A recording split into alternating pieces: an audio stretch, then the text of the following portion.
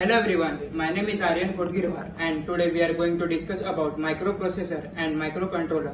So, the first basic unit is a computer. A computer is an electronic device which take input from real world, process in the main memory and give the suitable output. So all these units are connected by a metallic wire which is known as bus. So there are three type of buses. First is a data bus, second one is a control bus, and the third one is a address bus. Data bus tell how much maximum memory is transferred from CPU to memory, and control bus give the command to timer and counter, and address bus told that how much is the capacity of a processor. So the first one is input unit. It can be a mouse or a keyboard from which we can provide input to main memory. So and then the input goes to main memory. It can be your Intel processor or Ryzen AMD processor. Then if required, the data goes towards memory. Our memory is basically RAM or ROM, and then output is it goes towards output. Output can be a desktop or what we say a printer. So this is a formula to calculate maximum memory supported by a processor. Here M is the maximum memory and A is the address line.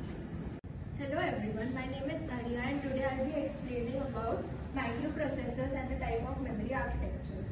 So when the data is stored in the memory, and from there it is executed in three different cycles.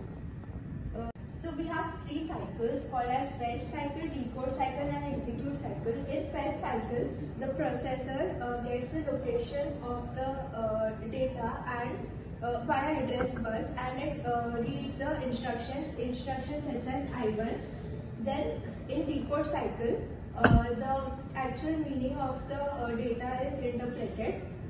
In execute cycle, the processor actually executes the program. In this memory block, we have two types of memory architecture called as von Neumann architecture and Harvard architecture. In von Neumann architecture, it is majorly used in most of the microprocessors or computers. In Harvard, the Harvard architecture is used in microcontrollers such as 8051 microcontroller. In von Neumann architecture, there is just a single block for storing both the data and program. In Harvard architecture, there are two different blocks to store data as well as programs. Thank you. Everyone, my name is Yashwardhan Verma and today I am going to discuss on the topic microcontrollers. So a microcontroller is a device, is a system on chip which has CPU and all the peripheral devices like ports, memory, all present in a single chip. So no external memory is usually needed to be connected, and the devices which are developed using it are called embedded applications like signal system and washing machine, etc. So now I'll take an example of a microcontroller. This is an 8051 microcontroller which is more widely used in our electronic industry for developing embedded applications. So this is a general block diagram of an 8051 microcontroller. This is interrupt control. It is basically used to cause an interrupt in our running of our application whenever an external event occurs or anything externally occurs which needs to stop the application. And then we have a CPU. CPU is basically used to perform, usually used to execute programs. So it is the main part of the microcontroller. Then we have an oscillator circuit. So this is a circuit in which we have to connect a crystal externally, which defines the clock frequency of the whole microcontroller. Then we have the memory ROM and RAM, which the program memory is usually referred to as ROM and the data memory is usually called RAM. Then we have timers.